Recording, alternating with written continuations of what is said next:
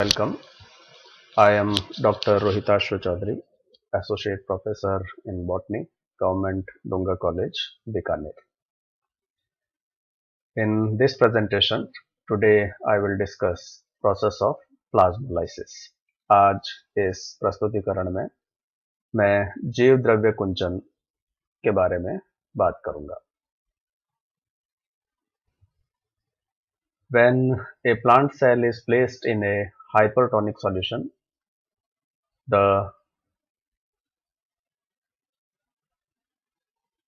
When a plant cell is placed in a hypertonic solution, the water molecules move out of the cell due to exosmosis, resulting into loss of turgidity. जब किसी भी पादप कोशिका को एक अति परासरी विलयन में रखा जाता है, तो वही परासरण की क्रिया के कारण कोशिका से जल के अणु बाहर निकलते हैं और कोशिका के स्फीत में हानि होती है या कोशिका अपनी स्फीत अवस्था को खो देती है.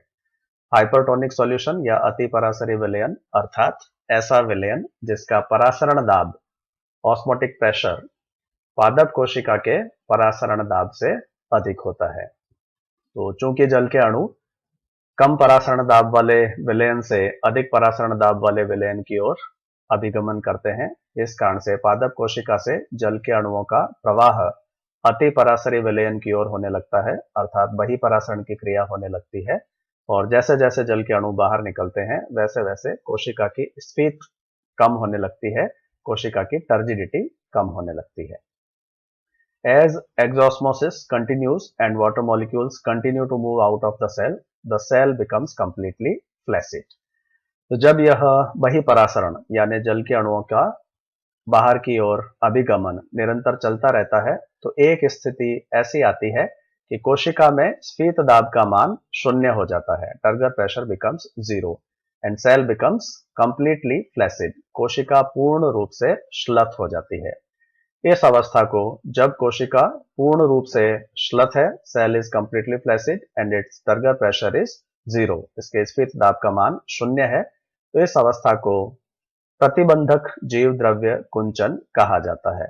So this stage is called as limiting plasmolysis and this is first stage of plasmolysis. इसे जीव द्रव्य कुंचन की प्रथम अवस्था भी कहा जाता है. अब यदि इस अवस्था के उपरांत भी यदि कोशिका से जल के अणु अभी भी निरंतर बाहर निकलते रहते हैं, बही परासरण की क्रिया होती रहती है, तो ऐसे स्थिति में जीव द्रव्य कोशिका भित्ति से पृथक होने लगता है. जीव द्रव्य के कोशिका भित्ति से पृथक होने की यह क्रिया सर्वप्रथम कोशिका के कोनों पे प्रारंभ होती है. इस अवस्था को प्रारंभी जीव द्रव्य कुंचन अवस्था कहा जाता है. इसे जीव द्रव्य कुंचन की द्वितीय अवस्था भी कहा जाता है. If water molecules continue to move out of the cell further, the protoplasm starts shrinking away from the cell wall. This shrinking first starts at corners of the cell. So this stage when protoplasm start moving away from cell wall at corners of the cell, this stage is known as incipient plasmolysis or second stage of plasmolysis. इसी को निम्न चित्र में प्रदर्शित किया गया है. यहाँ पर एक सामान्य कोशिका प्रदर्शित की गई है. जब इस कोशिका से जल के अणुओं का प्रवाह बाहर की ओर होता है, बही परासरण की क्रिया होती है, अर्थात ऐसी कोशिका को जब हम एक अति परासरी विलयन में रख देते हैं, तो धीरे धीरे पहले तो टर्गर प्रेशर का मान शून्य होता है और उसके पश्चात भी जब बही परासरण या जल के अणु बाहर निकलते रहते हैं, तो जीव द्रव्य कोशिका के कोनों पर कोशिका भित्ति से पृथक होना प्रारंभ हो जाता है. जैसा कि कोशिका के इन तीन कॉर्नर्स पर हम देख सकते हैं कि कोशिका द्रव्य जीव द्रव्य कोशिका भित्ति से पृथक होना प्रारंभ हो गया है. तो यह जो स्थिति यहाँ पर प्रदर्शित की गई है, इसको प्रारंभिक जीव द्रव्य कुंचन या इंसिपिएंट प्लाज्मोलाइसिस कहा जाता है. इसके उपरांत भी यदि बही परासरण की क्रिया निरंतर चलती रहती है, तो जीव द्रव्य और सिकुड़कर संकुचित होकर के कोशिका भित्ति से पूर्णतः पृथक हो जाता है और कोशिका में किसी एक स्थान पर एकत्रित हो जाता है. With continued exosmosis, protoplasm shrinks further and completely separates from the cell wall and accumulates at one place inside cell. तो जीव द्रव्य का कोशिका भित्ति से पूर्णतः पृथक हो जाना और कोशिका में ही किसी एक स्थान पर एकत्रित हो जाना, इस अवस्था को सुस्पष्ट जीव द्रव्य कुंचन कहा जाता है या जीव द्रव्य कुंचन की अंतिम अवस्था कहा जाता है. So this stage is called as evident plasmolysis और final stage of plasmolysis, जैसा कि चित्र C और D में प्रदर्शित किया गया है. तो इस चित्र में यह जीव द्रव्य कुंचन आगे होता है और संपूर्ण जीव द्रव्य कोशिका भित्ति से पृथक हो जाता है और अंततः कोशिका में किसी एक स्थान पर एकत्रित हो जाता है. So this represents evident plasmolysis. यह सुस्पष्ट जीव द्रव्य कुंचन या जीव द्रव्य कुंचन की अंतिम प्रावस्था है. इस अवस्था में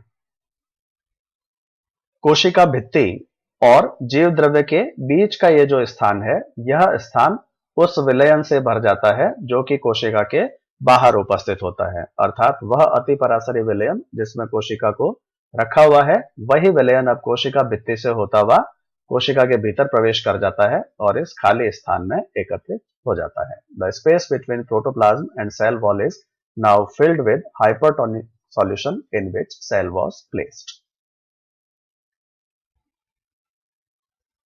Now, if a plasmolyzed cell is placed in pure water, endosmosis starts and cell regains its turgidity. This process is known as deplasmolysis. अब यदि एक जीव द्रव्य कुंचित कोशिका को शुद्ध जल में रख दिया जाता है, शुद्ध जल कोशिका द्रव्य की तुलना में या जीव द्रव्य की तुलना में अल्प परासरी होता है या हाइपोटोनिक होता है. तो इस कारण से शुद्ध जल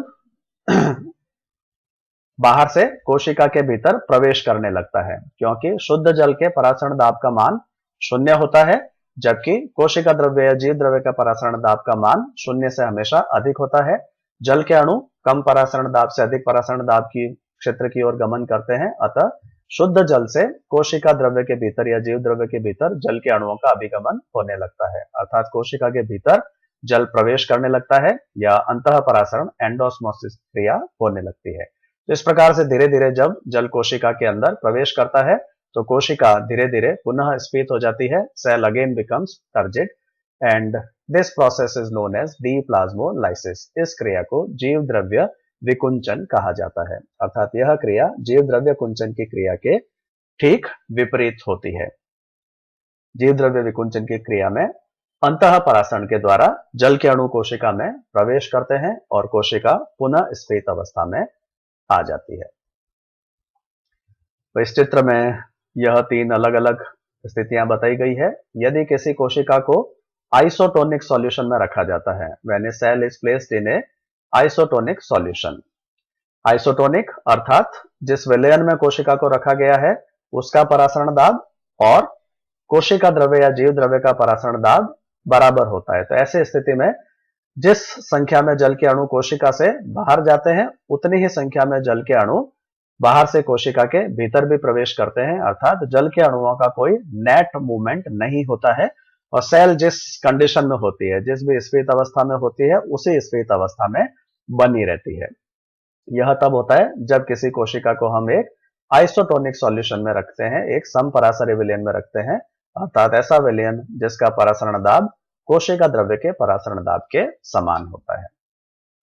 When a cell is placed in hypertonic solution, जैसा कि हमने पूर्व में बात की थी, तो ऐसे स्थिति में कोशिका से जल के अणुओं का बाहर निकास तुलनात्मक रूप से अधिक होता है और इस कारण से धीरे धीरे कोशिका स्फीत अवस्था खोने लगती है. Cell starts losing turgidity and ultimately cell becomes plasmolysed और कोशिका का जीव द्रव्य कुंचन हो जाता है. और इसके विपरीत यदि किसी कोशिका को हाइपोटोनिक सॉल्यूशन में रखा जाता है, अल्प परासरी विलयन में रखा जाता है, तो बाह्य विलयन से जल के अणु कोशिका के भीतर प्रवेश करते हैं और इस कारण से कोशिका स्फीत अवस्था में आ जाती है. और यदि कोशिका जीव द्रव्य कुंचित थी तो ऐसी स्थिति में वह पुनः स्फीत होकर के सामान्य स्थिति में आ जाती है, जिस क्रिया को हम डीप्लाज्मोलाइसिस या जीव द्रव्य विकुंचन कहते हैं. Types of plasmolysis. जीव द्रव्य कुंचन के प्रकार जीव द्रव्य कुंचन दो प्रकार का होता है। First type is concave plasmolysis. प्रथम प्रकार को अवतल जीव द्रव्य कुंचन कहा जाता है। In this, the plasma membrane and enclosed protoplast partially shrinks from the cell wall due to half spherical inwardly curving pockets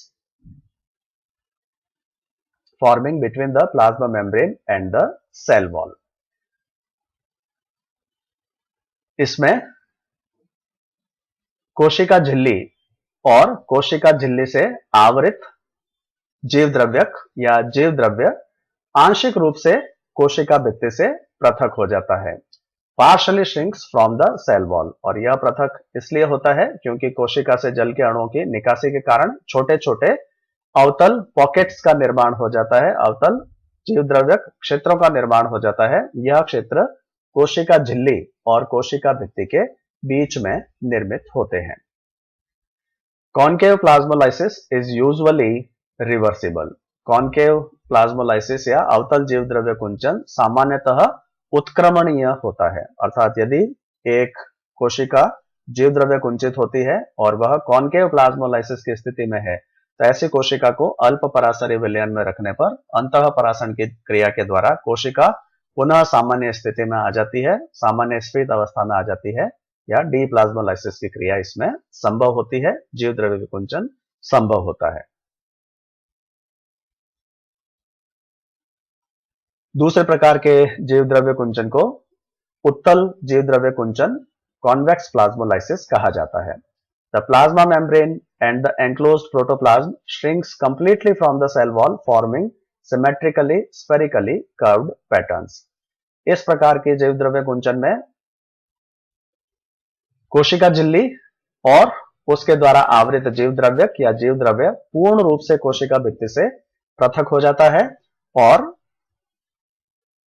गोलाकार आकृति के पैटर्न निर्मित करता है, सममित या सिमेट्रिक पैटर्न निर्मित करता है, और जो कुंचित जीव द्रव्य होता है वह गोलाकार स्थिति में या उत्तल स्थिति में दिखाई देता है। इस कारण से इस प्रकार के जीव द्रव्य कुंचन को कॉन्वेक्स प्लाज्मोलाइसिस या उत्तल जीव द्रव्य कुंचन कहते हैं। It is always irreversible. यह सदैव अनुत्क्रमणीय होता है, अर्थात जीव द्रव्य कुंचन के द्वारा यदि कोशिका उत्तल जीव द्रव्य कुंचन की स्थिति में आ जाती है तो फिर इसको अल्प परासरी विलयन में रखने पर भी इसको पुनः सामान्य अवस्था में प्राप्त नहीं किया जा सकता। यह कोशिका सामान्य स्फीत अवस्था प्राप्त नहीं कर सकती, या दूसरे शब्दों में कहें तो इस कोशिका में जीव द्रव्य विकुंचन की क्रिया नहीं हो सकती। This cell can not be डीप्लाज्मोलाइज्ड।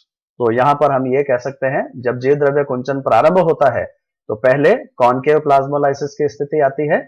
Concave plasmolysis की स्थिति में कोशिका को अल्प परासरी विलयन में रखकर पुनः सामान्य स्थिति में लाया जा सकता है, लेकिन यदि जीव द्रव्य कुंचन निरंतर बढ़ता रहे, यानी कोशिका से जल के अणुओं की निकासी निरंतर होती रहे, तो अंततः कॉन्वेक्स प्लाज्मोलाइसिस की स्थिति या उत्तल जीव द्रव्य कुंचन की स्थिति आ जाती है, और यह स्थिति आने के पश्चात अब कोशिका को डीप्लाज्मोलाइज नहीं किया जा सकता, उसको जीव द्रव्य विकुंचित नहीं किया जा सकता। ऐसी स्थिति में कोशिका स्थायी रूप से मृत हो जाती है। Cell becomes permanently dead.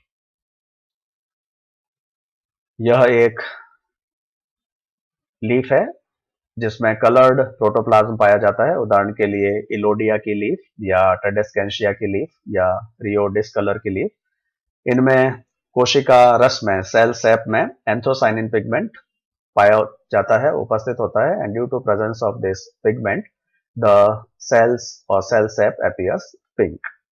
इस कोशिका को या इस लीफ को जब हम हाइपरटोनिक सॉल्यूशन में अति परासरी विलयन में रखते हैं तो जीव द्रव्य कुंचन की क्रिया होती है, जिसे इस चित्र में प्रदर्शित किया गया है, और यह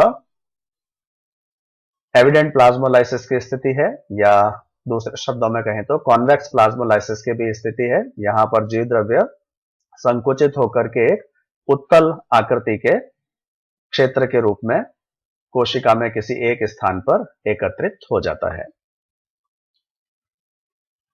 इस चित्र में भी जीव द्रव्य कुंचन या प्लाज्मोलाइसिस को प्रदर्शित किया गया है, लेकिन इसमें ऐसी कोशिकाएं ली गई है जिसमें कोशिका रस रंगीन नहीं होता या उसमें वर्णक उपस्थित नहीं होता, so therefore it appears colourless, यह रंगहीन दिखाई देता है। तो इसमें भी यह कोशिका की सेल वॉल है और सेल वॉल के अंदर यह प्लाज्मोलाइसिस के कारण जीव द्रव्य एक स्थान पर एकत्रित हो गया है। इस कोशिका में भी यह प्रदर्शित किया गया है। तो यह भी कॉन्वेक्स प्लाज्मोलाइसिस का डायग्रामेटिकल रिप्रेजेंटेशन है। इंपॉर्टेंस ऑफ प्लाज्मोलाइसिस, जीव द्रव्य कुंचन का महत्व। The process of plasmolysis tells us about semi-permeable nature of plasma membrane and permeable nature of the cell wall. इस क्रिया के द्वारा हमें कोशिका झिल्ली की अर्धपारगम्य प्रकृति के बारे में पता चलता है और कोशिका भित्ति की पारगम्य प्रकृति के बारे में पता चलता है। तो चूंकि सभी प्रकार के विलयन कोशिका भित्ति में से आर पार गमन कर सकते हैं, इसी कारण से जो अतिपराशरी विलयन कोशिका के बाहर होता है वह जीव द्रव्य कुंचन के पश्चात कोशिका भित्ति में से होता हुआ बीच के खाली स्थान में, यानी जीव द्रव्य और कोशिका भित्ति के बीच के खाली स्थान में प्रवेश कर जाता है, क्योंकि कोशिका भित्ति विलयन के लिए यानी विलेय और विलायक दोनों ही प्रकार के अणुओं के लिए पूर्णतः पारगम्य होती है। लेकिन जो प्लाज्मा मेम्ब्रेन है या कोशिका झिल्ली है वह चूंकि विलेय पदार्थ के लिए पारगम्य नहीं होती है। Plasma membrane is not permeable for solute particles. तो इस कारण से विलेय पदार्थ कोशिका झिल्ली से होते हुए या प्लाज्मा मेम्ब्रेन से होते हुए आर पार अभिगमन नहीं कर सकते हैं, लेकिन जल के अणुओं का अभिगमन हो सकता है। तो इस कारण से जल के अणु जीव द्रव्य के भीतर से बाहर की ओर गमन करने लगते हैं, वही परासरण की क्रिया होती है और जीव द्रव्य कुंचन या प्लाज्मोलाइसिस की क्रिया संपन्न हो जाती है। Occurrence of plasmolysis indicates whether a cell is living or dead, as plasmolysis occurs only in living cells. जीव द्रव्य कुंचन की क्रिया के द्वारा हम यह भी बता सकते हैं कि कोई कोशिका सजीव है या मृत है, क्योंकि जीव द्रव्य कुंचन की क्रिया या प्लाज्मोलाइसिस की क्रिया केवल सजीव कोशिकाओं में ही हो सकती है। It is because plasmolysis is a physiological process, क्योंकि जीव द्रव्य कुंचन जो है वह एक कारिक प्रक्रिया है, फिजियोलॉजिकल प्रोसेस है। और फिजियोलॉजिकल प्रोसेस या कोई भी कारिक क्रिया केवल सजीव कोशिका या सजीव ऊतक के द्वारा ही की जा सकती है। यदि एक कोशिका पहले से मृत है, डेड है, तो उसमें जीव द्रव्य कुंचन की क्रिया नहीं हो सकती है। Plasmolytic method can be used for determining osmotic pressure of a cell और टिश्यू। किसी कोशिका या ऊतक का परासरण दाब ज्ञात करने के लिए भी जीव द्रव्य कुंचन विधि को काम में लिया जा सकता है। अर्थात यदि किसी कोशिका को या ऊतक को किसी विलयन में डाला जाए और उस विलयन में कोशिका या ऊतक के भार में कोई परिवर्तन नहीं होता है, अर्थात ना तो उसमें से जल के अणु बाहर जाते हैं ना ही उसमें जल के अणु भीतर प्रवेश करते हैं, तो ऐसी स्थिति में उसके भार में कोई परिवर्तन नहीं होगा, तो हम ये कह सकते हैं जल के अणुओं का किसी भी प्रकार का अभिगमन कोशिका और विलयन के बीच में नहीं हो रहा है। तो ऐसी स्थिति में जो विलयन का परासरण दाब होता है वही कोशिका का परासरण दाब होता है, क्योंकि यह क्रिया केवल तभी संभव है जब बाह्य विलयन समपरासरी या आइसोटोनिक हो। जब दोनों विलयन, दोनों अर्थात कोशिका का परासरण दाब और बाह्य विलयन का परासरण दाब समान हो, अर्थात दोनों समपरासरी है, आइसोटोनिक है, तो जल के अणुओं का कोई भी नेट मूवमेंट नहीं होता है और जो बाह्य विलयन का परासरण दाब होता है वही किसी कोशिका या ऊतक का भी परासरण दाब होता है। तो इस प्रकार से हम किसी कोशिका या ऊतक का परासरण दाब ज्ञात कर सकते हैं। यदि बाह्य विलयन हाइपरटोनिक होगा तो ऐसे स्थिति में कोशिका या ऊतक से जल के अणुओं की निकासी होगी, यानी कुछ समय के बाद कोशिका या ऊतक का भार कम हो जाएगा। इसी प्रकार से यदि किसी कोशिका या ऊतक को हमने अल्प परासरी विलयन में रखा, हाइपोटोनिक सॉल्यूशन में रखा, तो ऐसे स्थिति में कोशिका या ऊतक में जल के अणुओं का प्रवेश होगा, तो ऐसे स्थिति में कोशिका या ऊतक का भार बढ़ जाएगा। और जब भार में कोई परिवर्तन नहीं होता है, जल के अणुओं का कोई नेट मूवमेंट नहीं होता है, अर्थात बाह्य विलयन और कोशिका रस या कोशिका द्रव्य दोनों समपरासरी हैं, जो बाह्य विलयन का परासरण दाब है, ऐसी स्थिति में वही कोशिका या ऊतक का परासरण दाब भी होता है। जीव द्रव्य कुंचन विधि के द्वारा खेतों में खरपतवारों को भी नष्ट किया जा सकता है। यह करने के लिए खरपतवार के पास या उनकी जड़ों के पास सॉल्ट सॉल्यूशन या वीडिसाइड सॉल्यूशन, खरपतवारनाशी पदार्थ का विलयन डाला जाता है। तो जब अत्यधिक लवणीय विलयन जड़ों के पास डाला जाता है तो मूल के आसपास का जो विलयन है या मृदा विलयन है वह अतिपरासरी हो जाता है, हाइपरटोनिक हो जाता है और ऐसे स्थिति में जो खरपतवार की जड़ें हैं उनसे जल की निकासी होती है और जड़ों की कोशिकाओं का जीव द्रव्य कुंचन हो जाता है। फलस्वरूप यह खरपतवार अपनी जड़ों के नष्ट हो जाने के कारण नष्ट हो जाती है और पादप की मृत्यु हो जाती है। Similarly, jams and jellies are also preserved for long because of high sugar concentration in them. जो जैम्स या जेलीज होते हैं जो कि अत्यधिक मीठे पदार्थ होते हैं क्योंकि उनमें शर्करा बहुत अधिक मात्रा में होती है, तो वह लंबे समय तक सुरक्षित रहते हैं, लंबे समय तक खराब नहीं होते क्योंकि शर्करा की सांद्रता अधिक होने के कारण जैम्स और जेलीज के का परासरण दाब या ऑस्मोटिक प्रेशर जो होता है वो बहुत अधिक होता है। तो ऐसे स्थिति में यदि किसी भी प्रकार का कवक या जीवाणु उस जैम या जेली में प्रवेश करता है तो कवक या जीवाणु कोशिका का जीव द्रव्य कुंचन हो जाता है और जीव द्रव्य कुंचन के द्वारा कवक या जीवाणु कोशिका मृत हो जाती है, तो उनकी वृद्धि जैम और जेली पर हो पाना संभव नहीं होती है और इस कारण से जैम्स और जेलीज जो है वह लंबे समय तक संरक्षित रहते हैं या सुरक्षित बने रहते हैं। So this is all about plasmolysis and deplasmolysis. Thanks for watching.